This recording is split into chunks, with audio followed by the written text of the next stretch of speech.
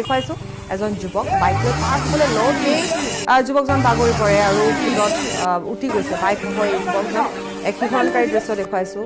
হয়, বৰ্তমান আমি উপস্থিত আছোঁ কৃষ্ণাই খাৰিজা মানিকপুৰ আৰু ইয়াৰ অৱস্থা আপোনালোকে দেখিব পাৰিছে ৰাস্তাৰ মাজত তীব্ৰ গতিৰে বৈ গৈছে নদীৰ পানী আৰু কাৰণটো হৈছে মথাউৰিৰ অভাৱ আৰু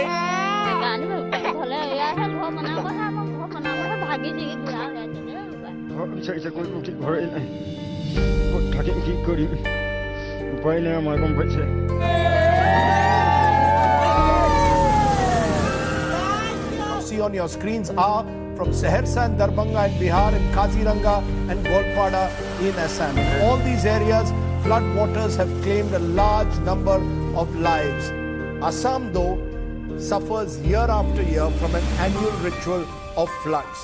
They claim hundreds of lives every year. 2020 has been no different. Already floods have killed at least 85 people and are threatening people in 28 of the state's 33 districts.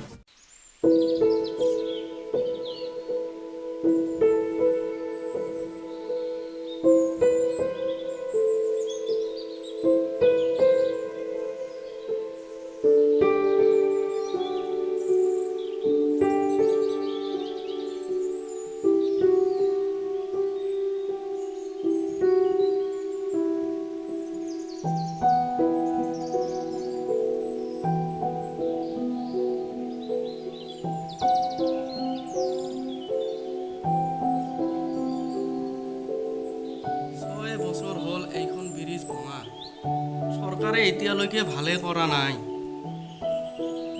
মোৰ যে ঘৰ বাৰী ভাল কৰি দিব মই ভবাটোৱে ভুল।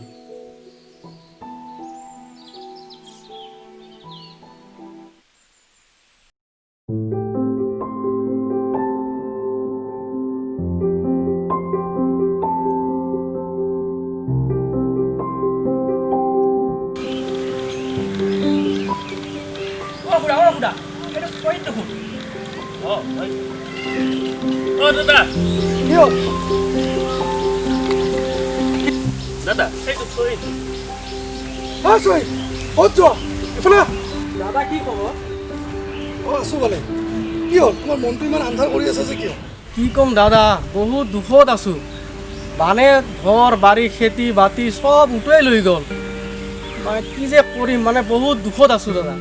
তোমালোকৰ সিফালেতো বানপানী হোৱা নাছিল আগতে, এতিয়া কেনেকৈ বানপানী হ'ব ধৰিল? আচৰিত কথা দাদা, আমিও ভবা নাছিলোঁ যে ইমান ডাঙৰ বানপানী হ'ব, কিন্তু কেনেকৈ যে হ'ল। আচৰিত কথা, বানপানী নোহোৱা জেগাতো এতিয়া বানপানী হৈ আছে। হয় ছাৰ।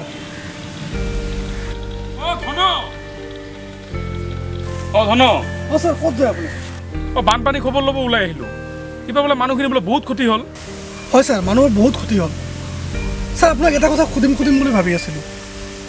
আমি সৰুৰ পৰা এনেকুৱা বানপানীটো আমি কেতিয়াও দেখা নাছিলোঁ, কিন্তু এতিয়া কিয় এনেকুৱা হৈ আছে? এনেকুৱা চলি থাকিলে দেখোন অসমখন ভাঙি যাব ছাৰ।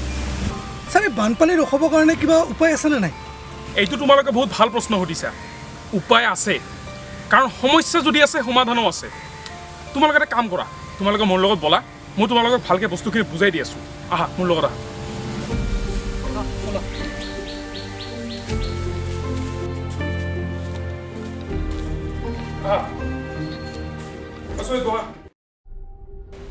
মই তোমালোকক ফাৰ্ষ্টৰ পৰা কৈ আছোঁ, আমাৰ অসমত যোনখন ব্ৰহ্মপুত্ৰ নদী, সেইখন বহুত অস্থিৰ নদী হয়। আৰু ৰিচাৰ্চৰ মতে 1950ত আমাৰ নৰ্থ ইষ্টত বহুত ডাঙৰ এটা ভূমিকম্প আহিছিলে, আৰু তাৰে ফলত আমাৰ ব্ৰহ্মপুত্ৰ নদীখন বেছি অস্থিৰ হৈ গৈছিলে। কাৰণ 2012ত 124জন মানুহ মৃত্যু হ'ল, 2015ত 42জন, 2016ত 28জন, আৰু 2017ত 85জন, আৰু 2018ত 12জন মানুহ মৃত্যু হ'ল। আৰু এতিয়া 2020ত এতিয়ালৈকে 120জন মানুহ মৃত্যু আৰু 26 লাখতকৈ বেছি মানুহ আহত। ইমান মানুহ মৃত্যু আৰু আহত হোৱা কাৰণটো হ'ল বাঢ়ি থকা বানপানী। প্ৰত্যেক বছৰ বানপানী হোৱা কাৰণটো হ'ল 1 নম্বৰত ডিফৰেষ্টেশ্যন, বন ধ্বংস। মানুহে যেনেকৈ গছ গছনি কাটে, প্ৰকৃতিৰ ওপৰত অত্যাচাৰ কৰে, এইটো হ'ল 1 নম্বৰ কাৰণ। আৰু 2 নম্বৰ কাৰণ হ'ল আনপ্লান গ্ৰথ।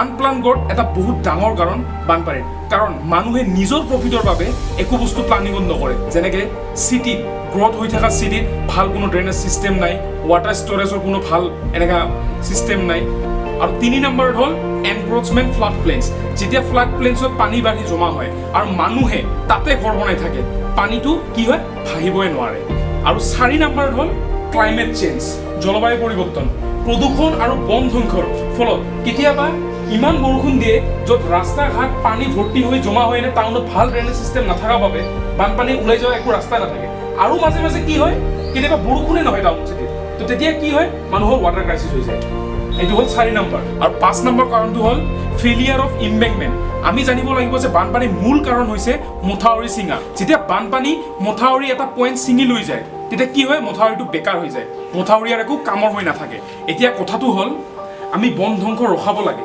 কিন্তু আমাৰ ইয়াতে উল্টাটোহে হৈ আছে কাৰণ EIA ড্ৰাফ্ট নটিফিকেশ্যন যদি আমাৰ ইয়াতে আহিব লগা হয় তেতিয়া কি হ'ব গছ গছনি অসমত কাটা বেছি ইজিহে হ'ব আৰু গছ গছনি অসমত যদি কাটা হয় তেনেহ'লে বানপানী আৰু কোনো ৰখাব নোৱাৰে এইটো কি হ'ব বানপানী বাঢ়ি গৈয়ে থাকিব এইখিনিয়ে আছিল মেইন কাৰণ বানপানী হোৱা এই 5টা কাৰণ এই বানপানীৰ সমস্যাৰ সমাধান হ'ল 1 নম্বৰত ডাইক ৰিলেকুৱেশ্যন মানে মথাউৰি নদীৰ ওচৰত বনাব নালাগিব মথাউৰি নদীৰ দূৰত বনাব লাগিব আৰু নদীৰ পাৰত গছ গছনি ৰুব লাগিব বন ধ্বংস নহয় এতিয়া 2 নম্বৰ সমাধান হ'ল ইভলিউশ্যন অফ ফ্লাড প্লেইনছ তাৰমানে কি হ'ল নদীৰ পাৰ আমি খান্দি পেলাই নদীৰ হাইটটো বঢ়াই দিব লাগিব যাতে নদীৰ পানীটো ভালকৈ ফ্ল' হ'ব পাৰে এইটো হ'ল 2 নম্বৰ সমাধান এতিয়া 3 নম্বৰ হ'ল লোৱাৰিং অফ ছামাৰ বেড তাৰমানে কি হ'ল নদী খান্দি পেলাই নদীটো আমি ডিপ কৰি দিব লাগিব তো মানে কি হ'ল নদীটো যেতিয়া ডিপ হ'ব তো তেতিয়া কি হ'ব তলত পানীটো ভালকৈ ভাহিব পাৰিব পানীটো ভালকৈ ফ্ল' কৰিব পাৰিব